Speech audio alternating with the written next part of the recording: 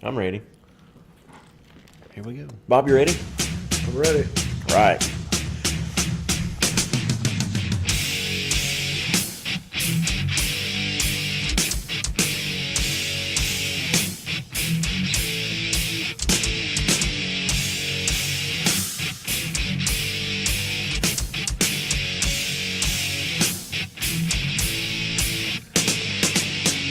.357 Productions is proud to present an episode of Darkness to Light. This is different from our regular podcast series, The Masonian. This is the series that we do where we just do an interview with a guy, and usually the way that this happens is somebody's flying into North Carolina to do a program for, a lot of times, Sophia Lodge, which is the case this time, sometimes Wilkerson College Lodge, and we have a system here, Bob. And what happens is we bring them in, we get them down here to the tractor shed, we feed them, we have them way down here in Montgomery County where nobody knows where they are or how to get to them, and we hold them captive, and we strong arm them into doing the program, and that's kind of what we did with Bob. But no, Bob, our guest today is Bob Davis. Bob is, I'm 100% convinced, one of the 5 most influential Freemasons in America. He is probably the heaviest hitter that we've ever had on the show. He is a prize Freemason and a Southern gentleman, and we are very glad to have him here. Bob's famous for a lot of different things. Probably the Scottish Rite is probably where you're most well known. For many, many years, he was the secretary of the Guthrie Scottish Rite Valley. For those of you that don't know, I guess everybody listening to the show probably does, but Guthrie is, as far as I'm concerned, the preeminent valley in Scottish Rite in America. I went there this last reunion, and it was absolutely wonderful. Had a great experience. Bob, you guys have built something there that I know that you're proud of, and every Scottish Rite Mason ought to be proud of. Why don't you just tell us a little bit about? I want to start with how you got into Freemasonry, and then how you got involved in the Scottish Rite. Sure. Well, I'm kind of an anomaly in my own generation, in that my father was a very active Freemason, and I was raised in a farm and ranch setting in northwest Oklahoma. And my father's brother lived about 1.5 miles from us, and he was also a very active Freemason. And every Wednesday they would come in off the farm, take a bath, put on their Sunday suits, and my uncle would come pick up my dad, and they would go to lodge. And they did that for 50 years. And so I never knew a time when I was not going to be a Freemason. I was sort of raised around the lodge hall. And so when I turned 21, which was the age that you could join then, I petitioned to my father's lodge and received my 3 degrees, and I did that between semesters in college, and then never went back to lodge for 3 or 4 years, and I waited till I got my education and found a job, and ended up working in the profession of city management for about 14 years. And I joined a lodge in a town of about 50,000 population in north central Oklahoma. And at that time, the lodges were still active enough that when you became an officer, you served in every chair in the lodge. And so that gave you an opportunity to learn the ritual in every place and station in the lodge. And it was a 7-year line. And so typically when you became the master of the lodge, you knew all of the ritual except the lectures. And so it was a pretty easy process to go from there to becoming what we call in Oklahoma an A certificate lecturer. So you know all of the adopted memory work of the fraternity. That was my first love, was the ritual, the language of the fraternity. And I always felt that if you're going to make a study of Freemasonry, if you're going to do any kind of interpretive thinking on the meanings of the symbols and the allegories and the themes. It's very difficult to do that if you can't bring the language back into your head first. Right. So to me, the first prerequisite is always, for someone who's interested in a lifelong study of Freemasonry, the first requisite is to get the language in your head so that you can draw on it whenever you want to think about different ideas. And so after I developed some adeptship in the language of the ritual, I got interested in the history. And it was such fascinating stuff, and it seemed so old and archaic, and I just was very compelled to try to find out who wrote this stuff, who were the principal authors, how old is it, and the adopted language in my own grand jurisdiction, can we trace that, parts of that as being original to the very beginnings of speculative Freemasonry. And back in my day, we didn't have the internet and a lot of immediate information sources, so you just made your own self-study. And in the process of doing that, you created your own Masonic library, because books were the only source of information you had. And so I started accumulating materials just for my own self-education. And as I discovered interesting things about the beginnings of the Masonic ritual, I would simply write those into notes, and those notes would become articles. And I worked on that project for several years, not with the intent of publishing a book, but just with the intent of building my own knowledge base about the history of the ritual. And I discovered one day that all of this stuff was organizing itself very well into chapters. That's when it kind of inspired me to think about a book. And so I wrote this book, The Mason's Words, probably 15 to 20 years ago, for the most part. And I was afraid to do anything with it because I was concerned that you cannot write a history of the Masonic ritual without exposing Masonic ritual. And, there was a period of time when Grand Lodges were very concerned about, protecting the privacy of the rituals. And so I just sat on it. And in that 15-year period of time, things changed. The internet became popular. Masonic rituals were exposed in any number of places. Grand Lodge leaders understood that the Masonic ritual was available to anybody who wanted to look for it in many different places. And so I think the fraternity developed a bit of a different mindset, that it's not the exposure of the language that exposes the secrets, because the secrets aren't in the words themselves. The secrets are in the meanings behind the words. Right. And so I had several Masonic mentors, Rex Hutchins, Britt Morris, that encouraged me to publish the book, and said, it's not a violation of your Masonic obligation if you're exposing ritual that's already been exposed by someone else, and you just state where the exposure came from. Well, that became pretty easy, because in Freemasonry, the ritual has always been exposed from the very beginning. There were 16 ritual exposures in English Freemasonry between 1696 and 1730. There were another 20 exposures between 1730 and 1769.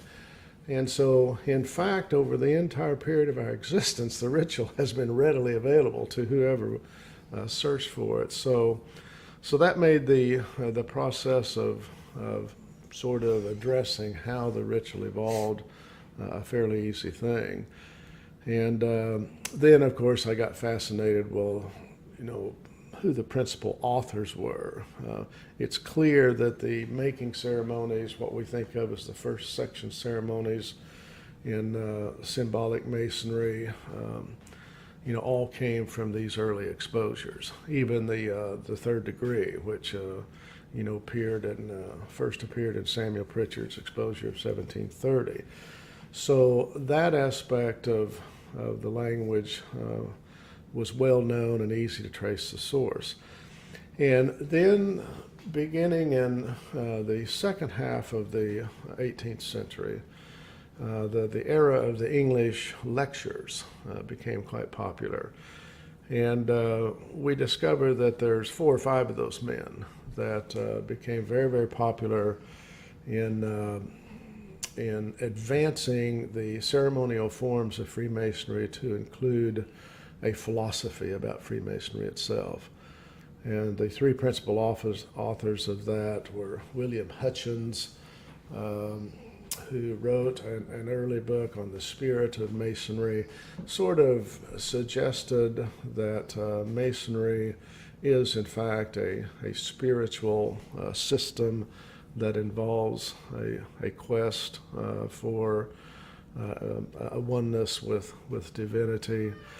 And then another fellow named Wellens Calcott wrote a very popular book called The Candid Disquisition, and he was responsible for some of the early charges that we now have in our ritual work. And then, of course, the premier lecturist of the 18th century was William Preston, and an incredible individual that actually created what we would think of today as the first lodge of instruction in Freemasonry, and where he would sit around and men would discuss their interpretations and meanings of things Masonic, and he organized all of this information into a series of lectures and in the form of a syllabus, which he never published, but which later became available.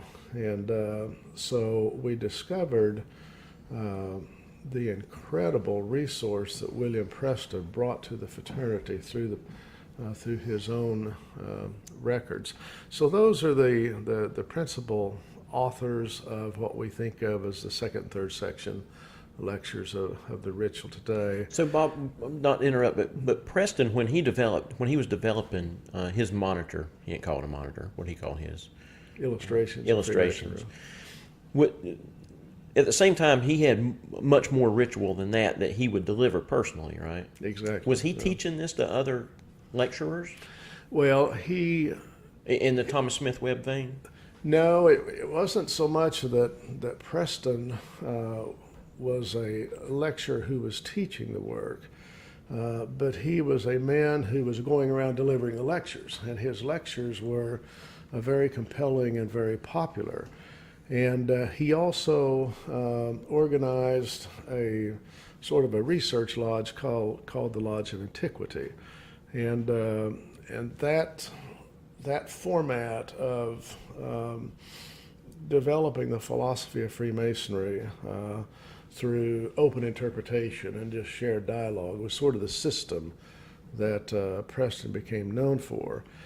And he organized all of that around the language of the fraternity, and then he developed moral principles associated with that. And fortunately, all of that was printed, and so that's how we really discovered his incredible contribution to the philosophy and ultimately the instruction of the Masonic ritual. And so in my book, I review all of the early exposures that sort of gave us the foundational language. I reviewed the principal authors of what became the formalized ceremonies, complete with the lectures. And then I knew it was going to be an arduous project to trace how that moved to the European continent and how it changed, in all the grand jurisdictions in Europe. So I just decided to limit my lineage from English Freemasonry through the principal authors of the ritual and how that got to the colonies, the American colonies, and then who the principal contributors were to ritual development in early America. And of course, that individual was Thomas Smith Webb. Thomas Smith Webb was he's primarily known because he published the first American Monitor in 1799, or that slips my mind at the moment. But and Thomas Smith Webb had a good friend who was a student of William Preston's, an English Freemason.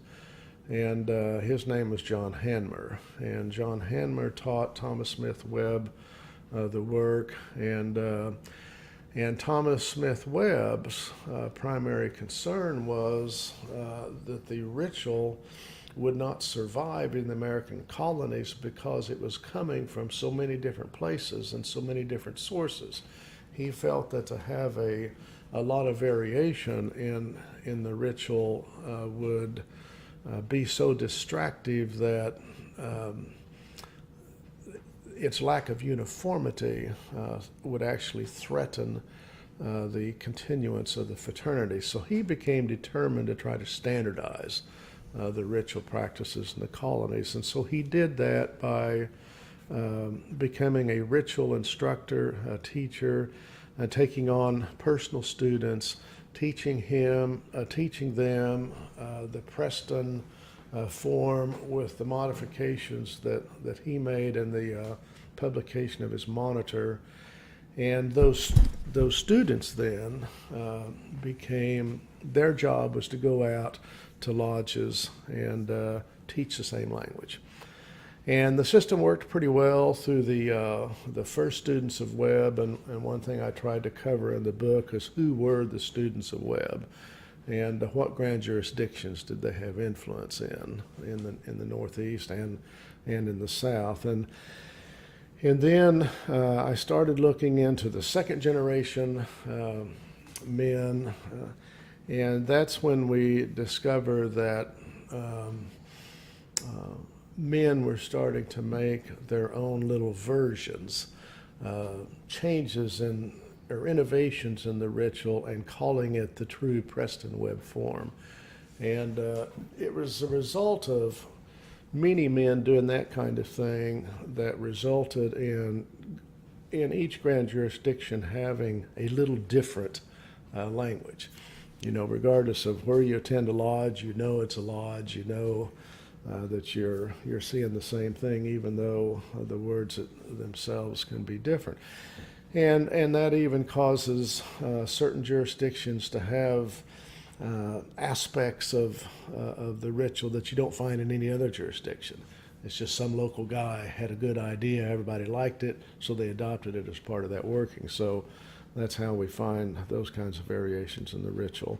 So that's basically the purpose of the Mason's words was to trace the history and evolution of the language itself, to think about who the principal authors were, and then to look at the national efforts to standardize the ritual, and there were three of those, the last one being the Conservators movement of the 1860s.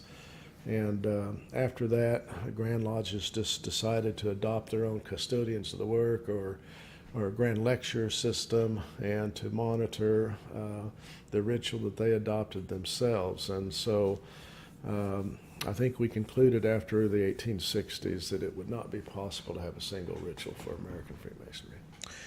So, Bob, I got 1,000 questions about all that. Mm-hmm. So the Preston work that we know came to America and Thomas Smith Webb picked up on, was he mostly editing stuff out, or was he adding his own stuff in also?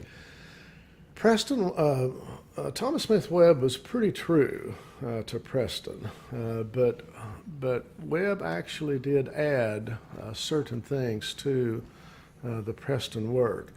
And while I don't recall the specifics at this time, it's been a while since I've looked at the book, I did try to cover some of the specific things that we could attribute to Webb himself.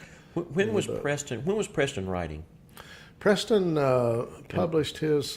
He was writing from 1770 forward, and he published the Illustrations of Freemasonry in, I believe, 1772. That became a very, very popular treatise on the lectures, and he organized that in the form of a gala where he invited the Grand Lodge officers.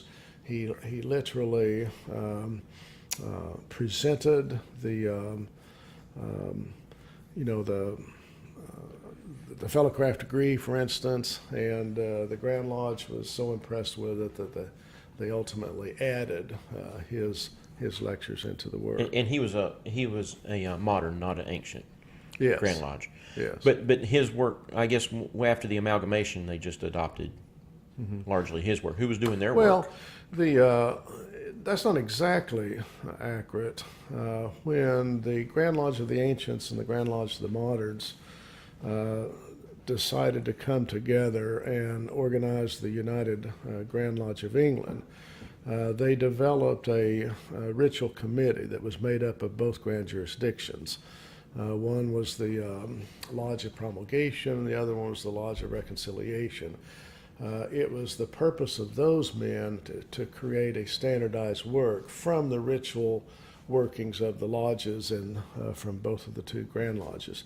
And interestingly enough, Preston was not involved with that at all. And so that actually was done by a different committee of men. And after the Grand Lodge of the United Grand Lodge was organized with the Compact of 1813, the Lodge of Promulgation was to go out to all of the lodges and teach the adopted language to all the lodges in the new Grand Lodge of England. And just like in America, it was a dismal failure. The lodges, they were already doing the ritual that they were doing, and they weren't going to change. And so that was probably the first effort to standardize the Masonic ritual in English Freemasonry. And that didn't work. And then Thomas Smith Webb tried it again. The Grand Lodges tried it in the Baltimore Convention of 1843, and it was the Baltimore Convention in 1843 that incorporated some specific changes to American Freemasonry, such as doing business on the Master Mason degree. And why did they do that?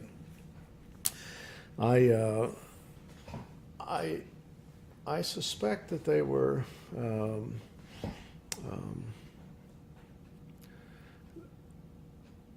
I don't recall the discussions that were held on that topic in the minutes of the Baltimore Convention, but I'm sure that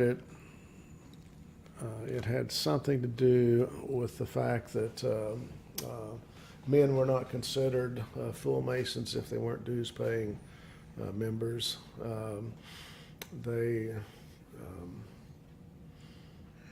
There's a movement to get away from that in North Carolina and go back to being able to do business on the first degree. I know I personally feel, and a lot of guys are starting to come around to the idea that, when our entered apprentices come in, that they can't come to the meetings in our fellowcraft until they're fully raised, and they just feel like they're not real members of the lodge.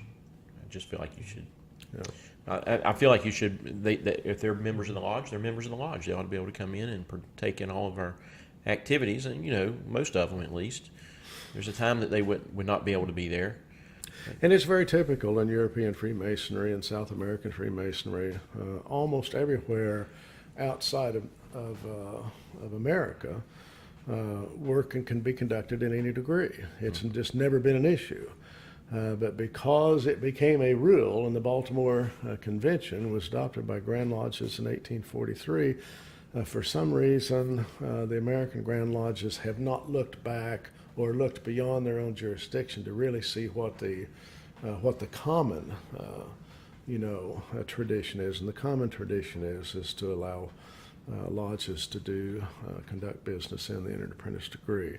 And a number of Grand Lodges in the United States now have authorized that in their own constitutions and codes. And so I think it's one of those things that will evolve into being a universal practice even in American Freemasonry for the very reasons that you point out. At the very time that you're trying to really pique a young man's interest in all the aspects of Masonry, it never did seem right that you keep him away from the Brotherhood, for the first 60 to 90 days of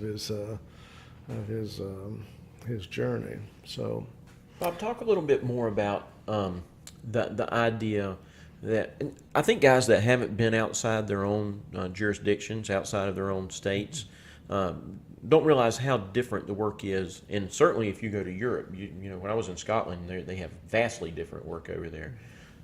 But it's all Masonry. And you said a little while ago that it's the meaning behind the words, not the words. So many times I see in lodge, a guy misses a word during some part of the ceremony, and some grumpy old guy on the side says, "That's not right, you got that word wrong," especially when they do it during a degree. It's very distracting. We've about got our lodge where they don't do that anymore, but I've seen it many times in lodges. And it just distracts the candidate. Just flesh out the idea of how the message is more important than the structure. Well, we're told in the very beginning the language that's generally given to the candidate when he's in the preparation room before he even receives his first degree, that Freemasonry is a system of hieroglyphical instruction, concealed in allegory and illustrated by symbols. And so that's a pretty strong, introduction to Freemasonry, that you're going to be beginning a journey where you're given the language of the rituals, but you're not given the meaning behind the rituals because everything is allegorical. And so ultimately, the idea behind Masonic ritual is, first of all, Freemasonry is an initiatic art. It's based on the understanding of all male secret societies that have ever existed, and that is that men have to be initiated into manhood. There is no defining moment in a young man's life when he knows that he has become a man. And that's one of the fundamental differences between men and women in our species.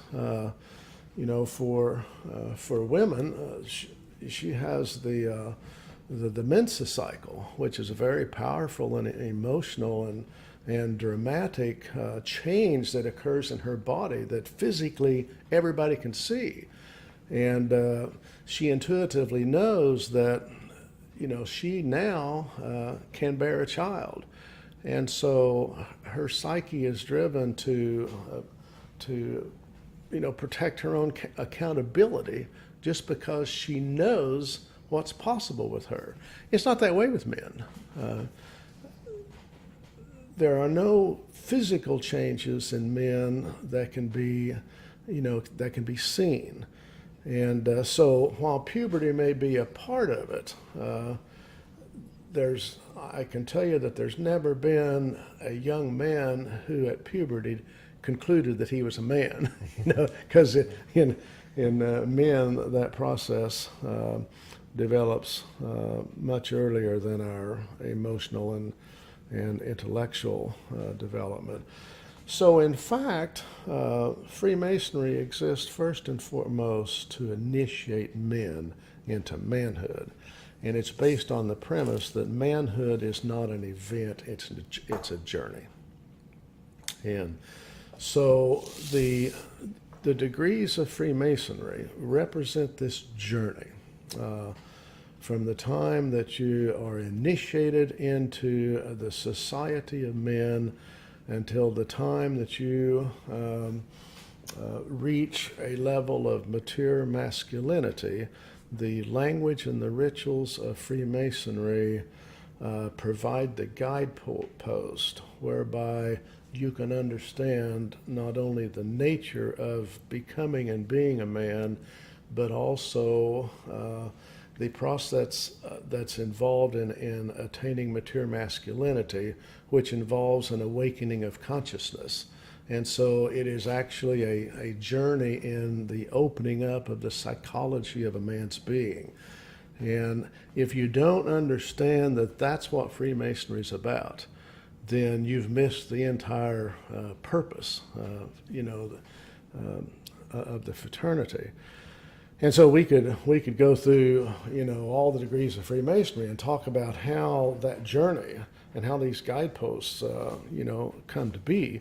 And that's not necessarily an interview like that. I just think it's important to understand that the journey to masculinity is always about the awakening of a man's consciousness. And that happens within each man in its own way and at its own time. And so it's a different experience for every man. But that is the secret. I wish I could bottle that and sell it, Bob. I mean, if you could just get guys to understand that. Mm-hmm. And so many times in Masonry, we're going through doors, we're passing through veils, we're crossing over water, and all of these are meant to psychologically be another little unfolding, a little mini epiphany of understanding. Is that correct? And flesh that out a little bit. It's exactly right, and it's also a progressive thing.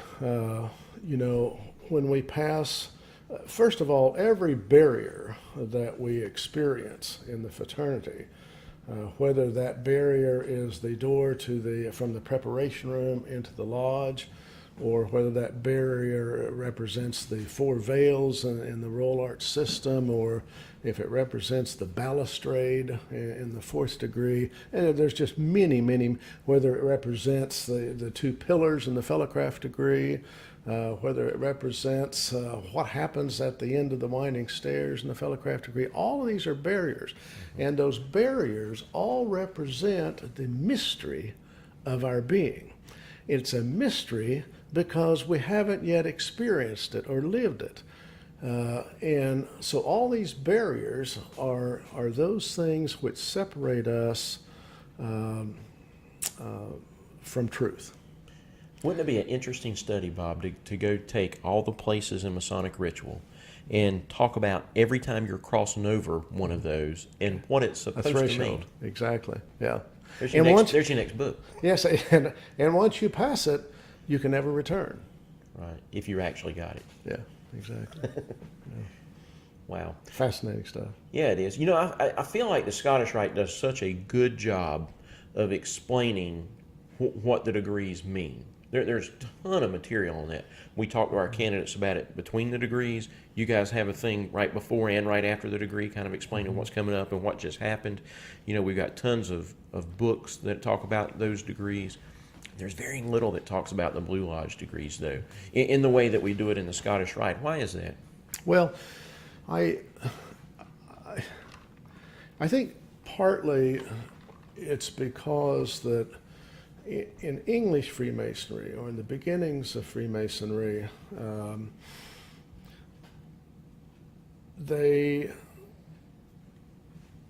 even the idea of degrees themselves was sort of an evolving process. There were no degrees when speculative Freemasonry first began. A person was just made a Mason. And then, that evolves into what we think of as the entered apprentice degree, or some people call it, evolved into a master's part of the entered apprentice degree. Some people said, that became the second degree in Freemasonry. And so this whole idea that there was a degree system wasn't a part of the early English frame of mind.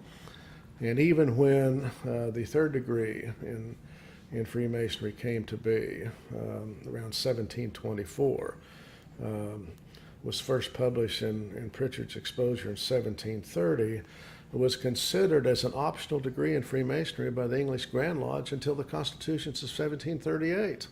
Oh, I didn't know that. And the fellow who served as the deputy Grand Master of the Grand Lodge of the Ancients in 1751 was a fellow craft Mason.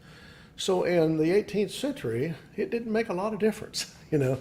And so English Freemasonry never ventured beyond what became the trigradal system of the 3 degrees.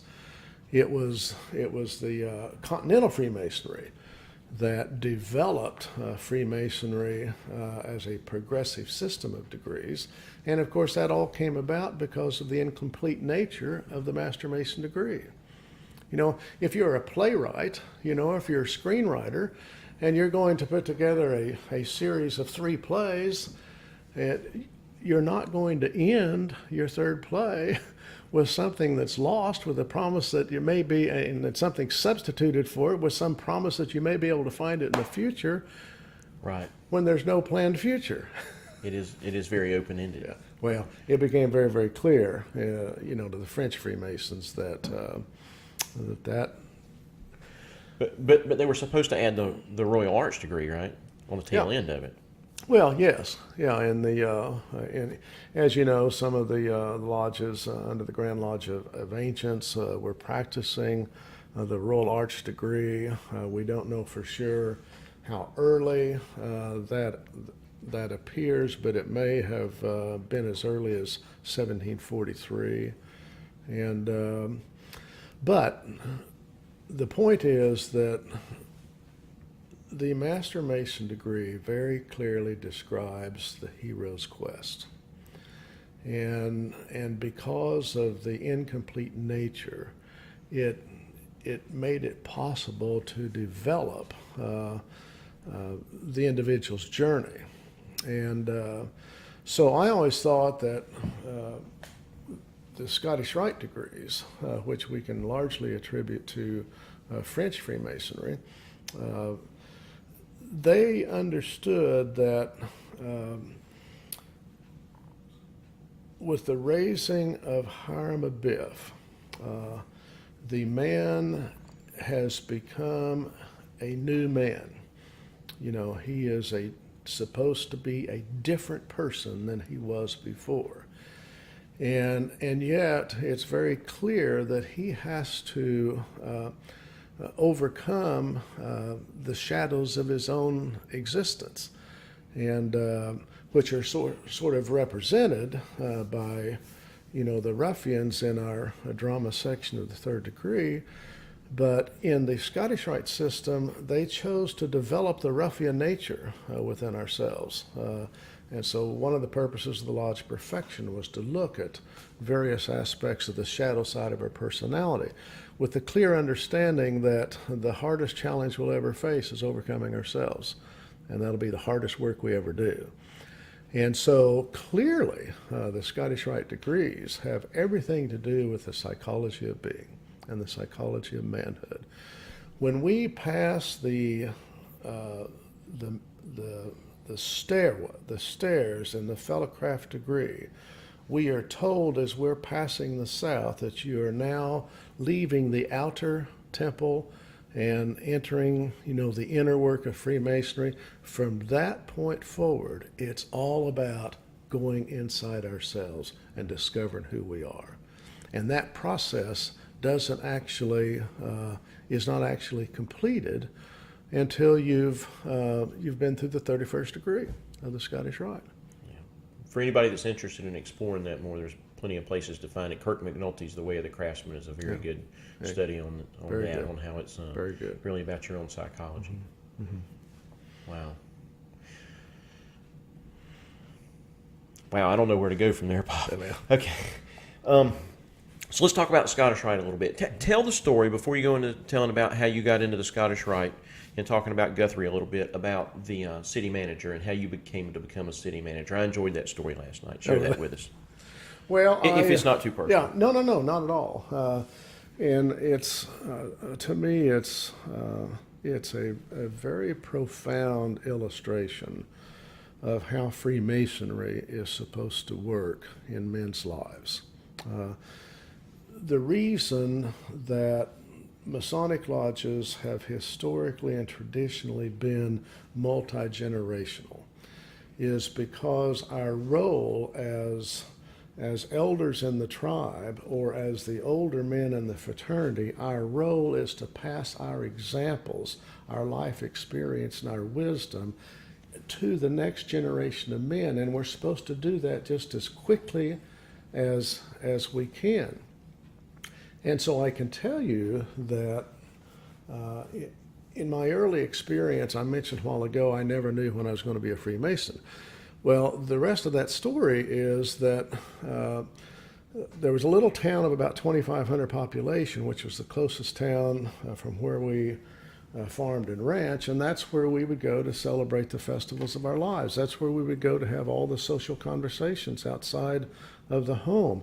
And over the course of my childhood, I, of course, became acquainted with the businessmen in the little community, the professional men, the government, the men that worked for county government and city government and that sort of thing.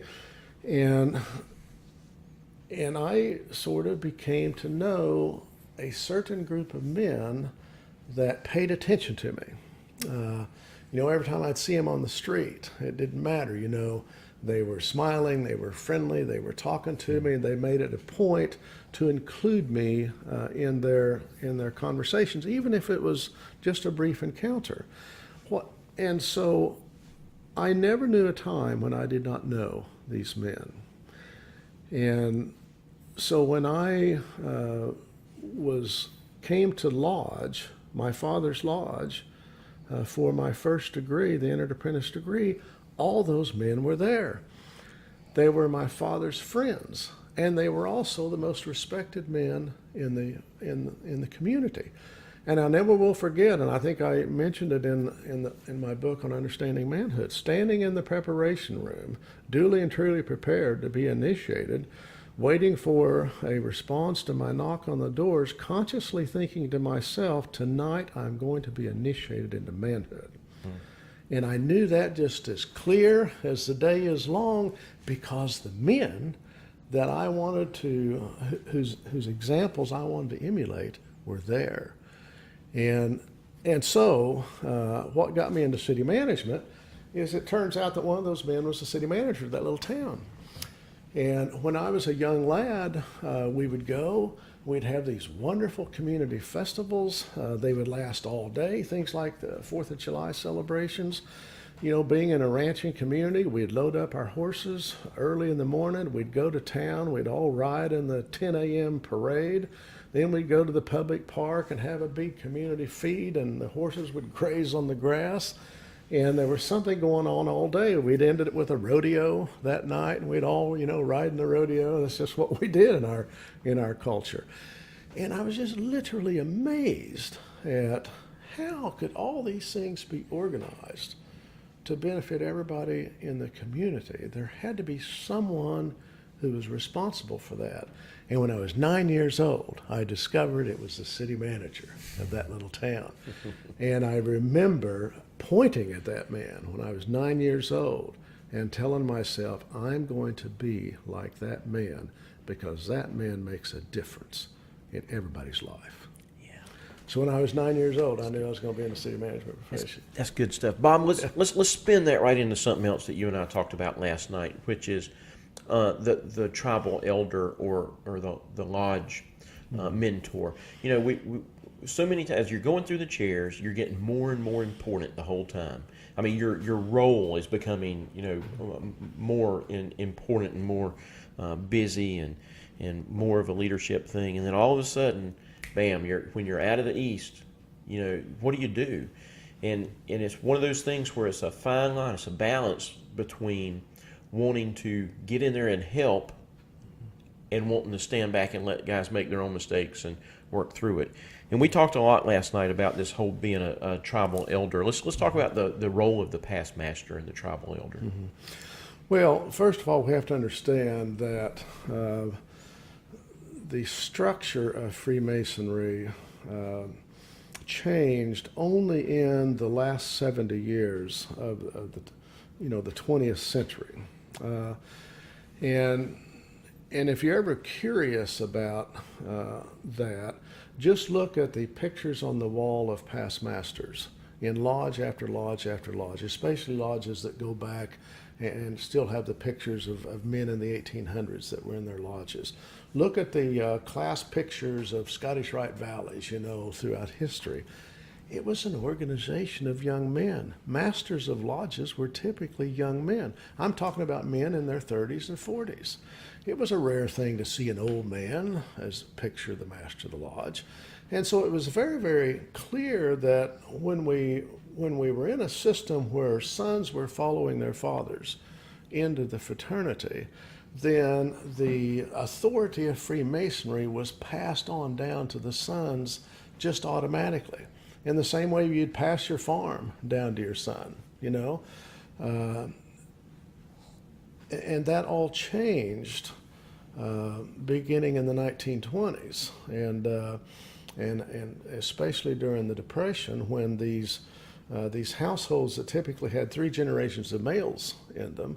So the grandfather, the patriarch, he was a Mason. His son, your father, was a Mason, and you became a Mason. Well, in the 1930s, there was such a great outmigration from that old family structure that it changed everything. World War II came on right after that. A lot of the military leadership were active Freemasons. They felt like it was important for men to be Freemasons before they shipped out to foreign countries. And so we literally became these degree mills in state after state after state, where all we did was confer degrees on guys and then ship them out, where all they ever knew was just the ritual of the fraternity. They had never looked back and looked at this journey to manhood that was passed on, from father to son in every generation prior to then. And then, of course, after the Vietnam era, the baby boomers chose not to follow their fathers into the American institutions, and that created a generation gap in the fraternity. And so for the first time, the men who were in the lodges had nobody to pass the lodge to. So they never left the chairs. They just simply ran the lodge for 35, 40 years. And the curious thing about that is that they never realized that that was the exception to the tradition in Freemasonry. It wasn't the rule. And so now we have this new generation of men, the millennial generation, those born after 1975, and some people say 1980, have been classified as the most spiritually based generation that we've ever had. It's certainly a highly moral generation, and it's looking for meaning in life that's undogmatic, that's not tied to doctrine. More of a free search, the ability to find out what has meaning to me in my own ways and without a lot of rules attached. Well, so all of a sudden, the millennials are finding this thing called Freemasonry. They're learning about what Freemasonry was through the internet, not necessarily through the elders in their lodge. And so they come into this fraternity with the expectations that the young men had in the 19th century when they became Freemasons. And too often they come into lodges that have absolutely no concept of what the expectations of men coming in the fraternity had always been. The tradition had totally been lost. And so that has created a tension in American lodges, where the fellows who have literally kept the lodge alive in their town for 35 years, when they get moved to the sideline, they feel like that the young Turks, have put the old bulls out to pasture. And so they feel like, well, wait a minute, I'm not respected, even though I'm the one that, made it possible for this lodge to still be here. And The young men, on the other hand, they want to take over, the roles of Freemasonry like all young men had done before them, and they don't quite understand why the elders, are resisting, them wanting to bring better practices into the lodge experience. And so there's been this kind of conflict that we've had to work on here recently, and I'm pleased to say that I think it's reconciling itself because there's the elders are beginning to understand that in fact their role is not to control the lodge or to keep the reins of the lodge. Their role is to pass on their life experiences to the younger generation. Once the older men in the fraternity discover that the young men don't particularly care how much they know about Freemasonry, what the young men are interested in is what they know about life. And they love to hear those guys' stories. And so the young guys are starting to communicate this to the older guys. The older guys are starting to embrace the fact that these young men are quite willing to learn our ritual language, do our adopted work, duplicate what we did in our own generation. And so I think that with the interest of the millennials coming in the numbers that they're coming into American Freemasonry, that what we're in the midst of right now is a major transition of the fraternity literally taking it back to its old traditions by creating a new experience in the experience of lodge.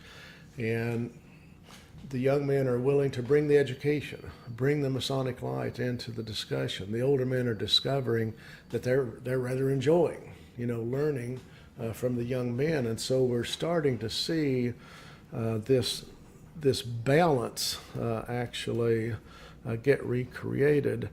And to the young men, it's not happening fast enough, but I feel very certain that it won't be long before we're back to the old system of Freemasonry, which always worked quite well. We should put together some sort of a canned Masonic education program to talk about this in the Blue Lodges, because communication would make this a whole lot easier transition. If guys would sit down and say, I know when I came into the lodge, there were like no line officers above me. They had been vacant for a while, so they were all retreads. And we had these guys. We had this guy that did the second degree, and this guy did the first degree. And I felt like, and this was just me probably, but I felt like that was their roles, and they didn't want to give those roles up. So I didn't try real hard to learn them because they seemed happy doing them. And I'm sure that they were thinking, well, gosh, I wish these young kids would pick up and start learning some of this work so we didn't have to do it all the doggone time. But we never talked about it. Yeah. If you could just get that conversation going, I try to always tell that, as in my position as tribal elder or grumpy past master, I try to tell all the young guys, hey, look, we want you. We're electing you our leaders.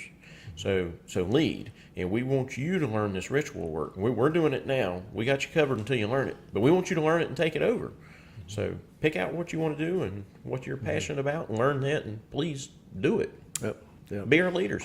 But if we just tell them that more, I think it would help them want to get on the ball and do it. Sometimes if you don't tell them, they just feel like they have some preconceived notion that may be wrong about their role in the lodge. And you just could not be more correct in your thinking. It's the lack of communication that has created the largest barrier to the progress and the success of American Freemasonry. And there's even reasons for that.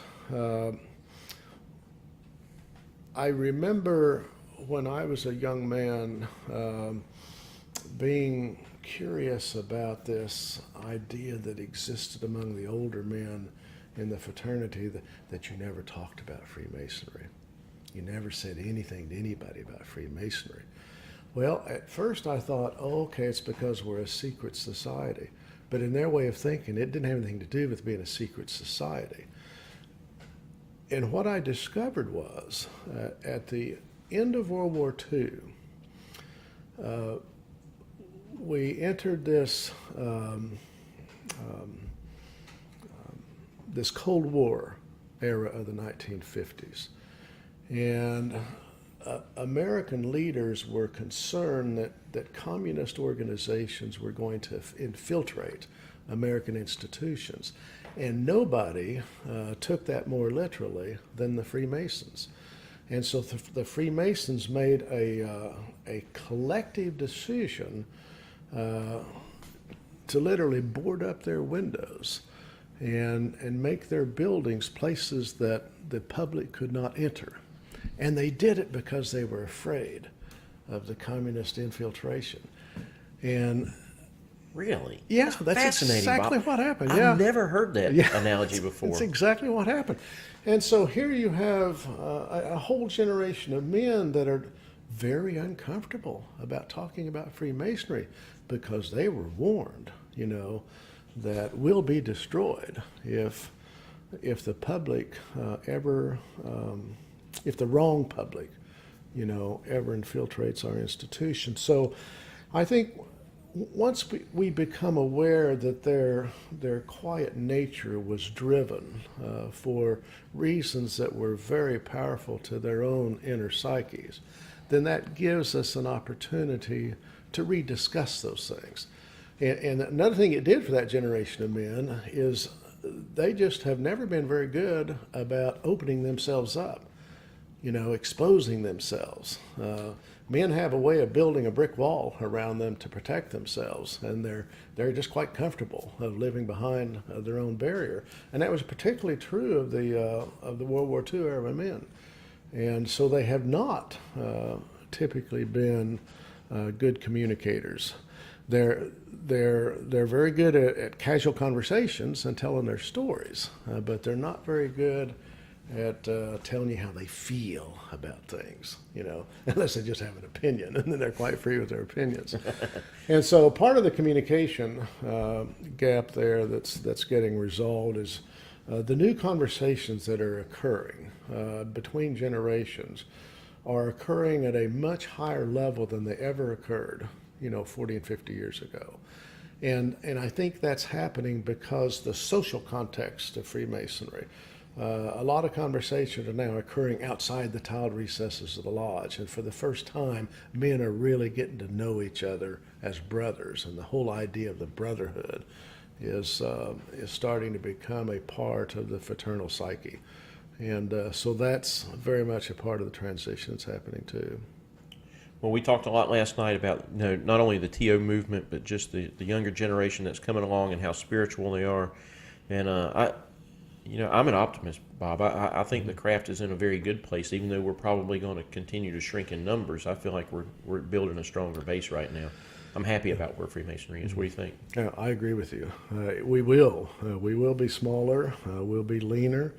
We'll probably lose 40%, maybe more, of our lodges over the next 10 to 20 years. But in the process of doing that, we're also creating a lot higher quality institution. And it's an institution that will serve a much more mobile membership than existed in the past. So your generation of men, for instance, doesn't bother you at all to drive an hour and a half to go attend lodge, just because you're just mobile. Whereas in the older generations of men, that would never happen. So we can actually have fewer lodges, but if the lodges that are left are lodges that are of very high quality, that are doing the very best practices that traditionally have been available to the fraternity, then we're not only going to have a quality experience, we're going to have quality men entering the fraternity. That's right. Don't fear richer and thicker versus diluted. Yeah, really excited. All right, I want to talk just a minute about Guthrie Scottish Rite. I don't want to leave without that. Yeah. Just tell us a little bit about Guthrie, how Guthrie came to be what I consider the best Scottish Rite Valley. Maybe mention your buddy Jim Tressner, and Yeah. and I want to hear about Well- but both you're in his. How many Grand Cross recipients are there?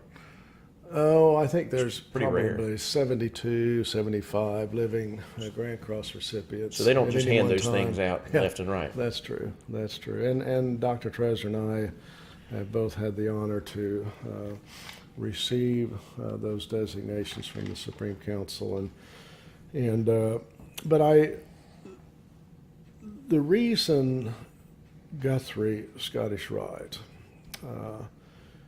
is considered a success story in the Scottish Rite of Freemasonry is because we have always stayed centered on the mission and purpose of the Scottish Rite. And the mission and purpose of the Scottish Rite has always been more Masonic light, continuing Masonic education. And because there are so many traditions that are covered in the teachings of the Scottish Rite degrees, it is also clear that the Scottish Rite is the university course in Freemasonry. So if you just simply stay focused on the fact that you are the University of Freemasonry, and then understand that you can't make that claim without actually doing the work. And so in the Guthrie Scottish Rite, we've always conferred the 29 degrees. The Scottish Rite in Guthrie got established in 1899, and by 1917, we were conferring all 29 degrees, and we've done it every year since then. And we're very stubborn about, not changing that. Because we understand the themes that are associated with the four bodies of the Scottish Rite. We understand the traditions of Freemasonry that we are commissioned to teach. And we understand the progressive nature of the degrees and the connections that must be made from one to the other. And so if you're only doing the obligatory degrees, or if you're only doing 10 or 12 degrees, the men are missing out on the enlightenment that's available to them, the insightful experiences they can have. And so our success story is simply driven by the fact that we've always conferred 29 degrees. That is our tradition. We have the wonderful added benefit of having an incredible building, an incredible temple. It's a building that sits on 10.5 acres of land in the middle of a little old Victorian community of 10,000 people, and it's probably considered among the top 3 of Masonic edifices in the United States. And so because we knew we had such a jewel of a structure, we've consciously made efforts to protect and preserve that building and endow that building so that it'll always be available to teach the Scottish Rite work. And unlike so many other Masonic organizations that inherited these wonderful old buildings and then didn't take care of business, and as the membership declined, they no longer could afford to have them, so we're losing a lot of them. One of the things that was important to our tradition is that will not happen in Guthrie. So we'll always have the temple, and hopefully we'll always have the Scottish Rite being about the business of what the Scottish Rite's supposed to do. Amen.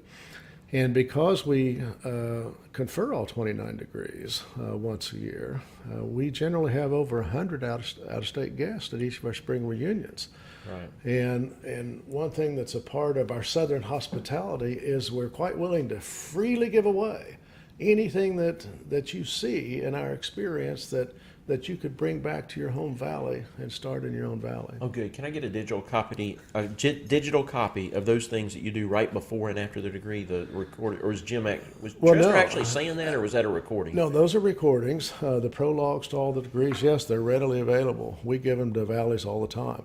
You just need to have the secretary of your valley request them. Really? Yeah. Who do they ask? Well, they don't ask you anymore. You're Yeah, retired. Bob is retired. Yeah, that's right. But yeah, just call will. call the Guthrie Temple and the girl. We don't have a secretary right now because we're between secretaries, but that won't matter. If it's the Valley secretary, the staff at the temple will send them the digital prologues to the degrees. And we're right now doing the digital epilogues to the degrees, the little 3-minute summaries to the degrees. Yeah. And when we get those done, we'll be happy to freely share those. I will have him call and ask that because I thought that was a very nice touch. And if you want to take your degrees at the Guthrie Scottish Rite, then y'all do courtesy work. There were a ton of guys from out of state. Now, some of those guys were from out of state, but joining Guthrie. Yeah. Some of them were from out of state. Y'all were doing courtesy work for their valley. Yeah. We don't solicit or promote membership in our valley from men who live outside our jurisdiction. But having said that, also the statutes of the Southern jurisdiction has open membership. And so it's the candidate's choice where he wants to become a Scottish Rite Mason. And so if you want to join the Guthrie Scottish Rite, you just petition, for membership in the Guthrie Valley. But if you want to be an active Scottish Rite Mason in your home state, we'll also welcome you to come to Guthrie and receive the degrees as a courtesy to your valley. We're going to have to get wrapped up here soon, or we're not going to make it to Sophia. But I cannot emphasize enough. I could talk about this Guthrie thing for a couple of hours. I cannot emphasize enough. If you are a Scottish Rite Mason, you need to make the pilgrimage to Guthrie. Y'all do all 29 in the spring. Yes. And you'll want to go in the spring. It is an experience that every Mason needs to have on his bucket list. And you're a great host. It's always the first weekend in April, unless that weekend happens to fall on Easter. But so every 7th year, it won't be on the first weekend in April. But yeah. 2 minutes, Brown. Anything you want to say about Jason Marshall and that crew of hooligans that he runs with? Well, Jason Marshall, whom the guys I know in Sophia Lodge have met, is a past master of our second traditional observance lodge in Oklahoma, and we now have 3.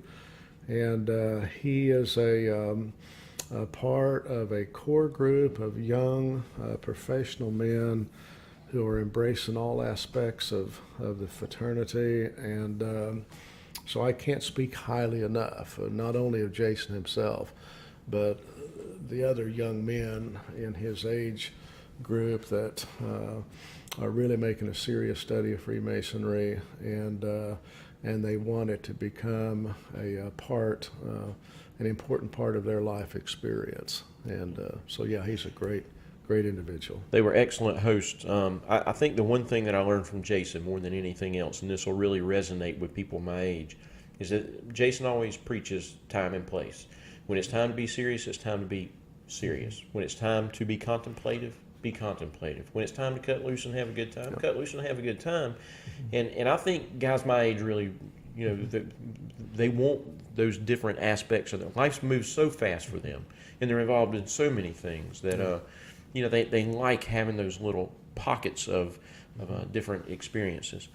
Bob, these 2 books, very fabulous. You can see I've got them all tabbed up. I'm betting that you can buy these somewhere in America. Where would you go to get one? Yes, they're available on Amazon. Available on Amazon. The Mason's Words and Understanding Manhood in America. I cannot recommend both of them more highly. Please go to Amazon and get these. Let's roll it out, Brown. Bob, thank you so much for being here. You're a gentleman and our friend, and my pleasure. And we appreciate it very much. Yep. Thank you. So at this point, Riley's usually doing some kind of rollout, but basically the end result of it is be sure and love your brothers. This Freemasonry thing is all about the human experience and the experience that men have with other men and with your brothers. Hope everybody has a great day. Thanks for being here, Bob. Yep.